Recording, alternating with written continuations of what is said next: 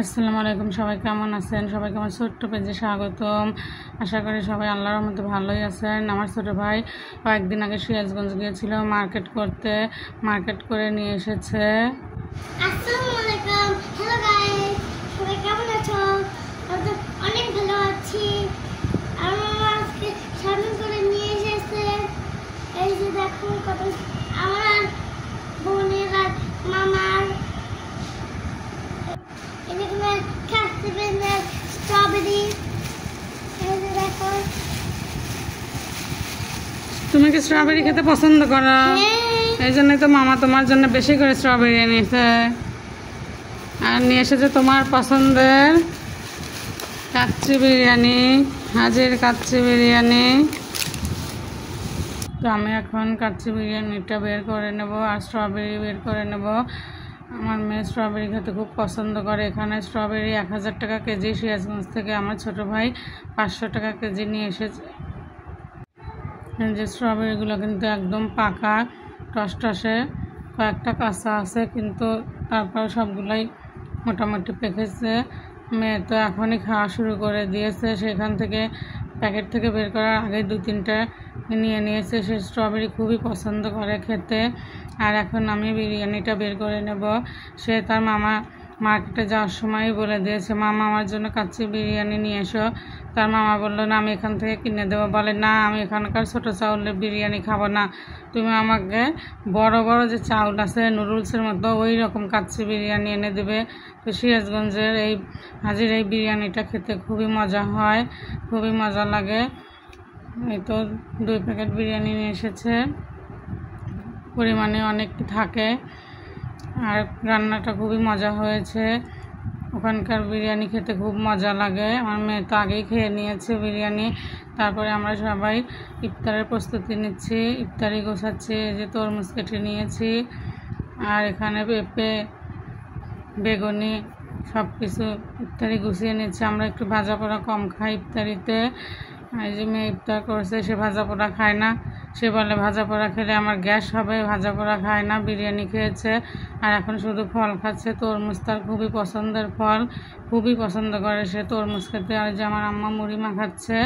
তারপরে রান্না বসিয়ে দেওয়া হয়েছে। ইফতার পর নামাজ শেষ করে আমার আম্মা রান্না বসিয়ে দিয়েছে। এখানে রান্না করা হচ্ছে কাঁঠাল দিয়ে মুরগির যে লটপটি আছে সেটা দিয়ে ছোলার ডাল দেওয়ার, মুরগির থেকে ডিম বের হয়েছে, সেই ডিমগুলো কষিয়ে উঠিয়ে নেওয়া হয়েছে। এখন ছোলার ডাল আদা সিদ্ধ করে নিয়েছি, আর কাঁঠাল ভাপ দেওয়া সেটা দিয়ে দেওয়া হলো, দিয়ে রান্না করা হবে।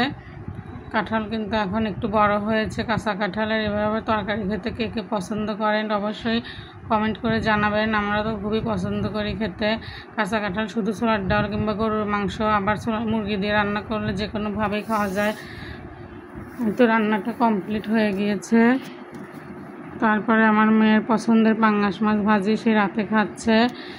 তো পাঙ্গাস মাছ ভাজি খেতে সে খুব পছন্দ করে, তাকে পাঙ্গাস মাছ ভেজে দিয়েছি। আর এখানে আছে সবজি ভাজি। সে কাঁঠাল খায় না, ভাত খাচ্ছে, রাতের খাবার খেয়ে নিচ্ছে। আর আমরা কাঁঠাল দিয়ে খেয়ে নিয়েছি। তারপরে একটু মার্কেটে গিয়েছিলাম, মার্কেটে কেনাকাটা করতে গিয়েছিলাম। এই যে এই দোকানে খুব সুন্দর সুন্দর ড্রেস আছে, এটা আমাদের বাসার পাশেই।